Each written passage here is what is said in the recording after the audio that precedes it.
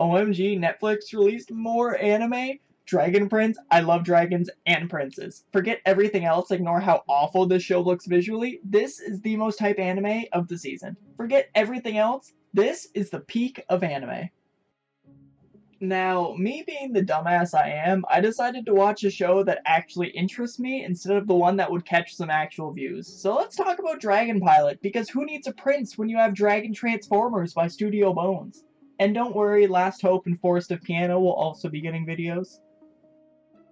Okay, so before you all lose your shit that I just trashed Dragon Prince's animation and want to spam, Pilot looks like you drew it when you were 9! First off, I can't draw that well today, let alone 10 years ago, but thank you, that's appreciated. I might give you that one though. The art style of Dragon Pilot is very minimalist and it might not be for everyone. Some may see it as lazy moe blob trash or whatever the new 500k subscriber opinion is now. But it looks better than this. Oh god, what? This is gonna give me Berserk flashbacks. Now, fun fact, I haven't watched Dragon Prince, but it does seem interesting, so I'll give it a shot sometime. But not even my favorite anime are exempt from my shit talk, so don't expect me to chill out on it. But it does almost bug me that nobody's paying attention to Dragon Pilot. But I always seem to be the first one to care about these random anime. Check Chio School Road, Island, Angels of Death before everyone started picking it up, and no one's talking about Radiant yet but me. Obviously, I'm not saying I'm here as like the savior of all small anime or anything like that, or even only the person that enjoys it. But so many of these shows deserve way more screen time, and that's why I'm here. It sucks to like a show and find no videos talking about it. I see that a lot. Maybe I'm just into shit anime no one wants to talk about. Alright, I'm done wasting time. Gotta hit that sexy 15-minute mark. Ignore that I've literally never been able to make a 15-minute video. Calling it Dragon Transformers wouldn't be too far off. In this world, dragons exist. Oh shit. Sorry, Dragon Truthers, my bad. But they're hidden from the public. The Japanese Air Force are the ones trusted with the dragons, who are basically cosplaying as different military planes. Only certain people that the dragons connect with are able to pilot them, and we follow these dragon pilots, or DPI for short, on their missions. Every character in the show is pretty likable, from Kino, I mean Jimmy, we're basically the same person, so cut me a break this time, okay? From Jimmy to everyone else, because who else really matters? We follow Amakasu on her journey joining the Air Force and being transferred to the DPI OTF program, where she meets Maso-tan, her dragon.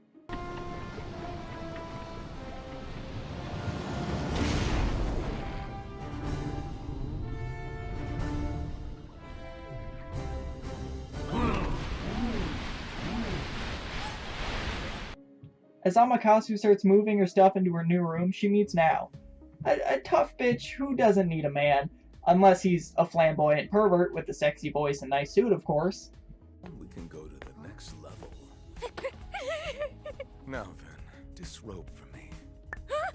You need to relax. The only thing I'm interested in is your body. I'm going to need to speak to HR about Shoulders.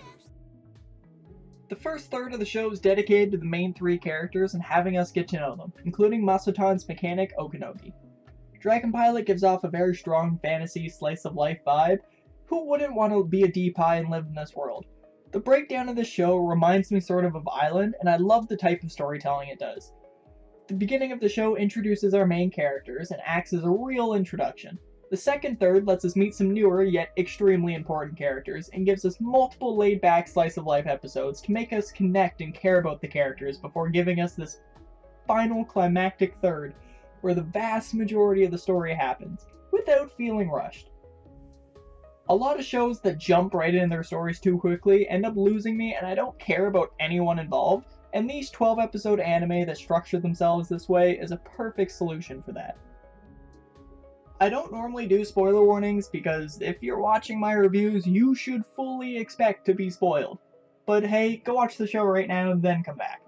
The main story of Dragon Pilot is introduced late into the show. Every 74 years, a massive god dragon wakes up and decides to go for a nice peaceful walk to a new area to sleep. Unsurprisingly, when he moves, he causes a huge tornado that, if left alone, will destroy all of Japan. The only way to stop it is to sacrifice a young priestess to calm the king to have him follow the DPI to his new resting place. Although I had a crazy amount of fun watching this, there were a lot of moments where I'd hear something like, "All of Japan is in danger, and only you can stop it!" And I just laughed. Of course that's how it works. Why not? The only thing I expected to happen that didn't was one of the D-Pi, probably Amakasu, piloting the Dragon King or sacrificing herself to stop its rampage. Oh wait, that last part actually happened. Netflix seems to have the best luck with their anime that don't take themselves seriously and are allowed to be dumb or funny. Most importantly, let's talk about the #1 best part of the show, the ending theme. Now, I'm not usually a fan of OPs or EDs, but Dragon Pilot definitely has a top 2 non-Overlord ED. Funny enough, the other one is also from a Netflix anime. Every single episode has its ED performed by a different singer or performed in a different way, even an instrumental version. Little details like this can definitely push an anime from just fun entertainment to a memorable show.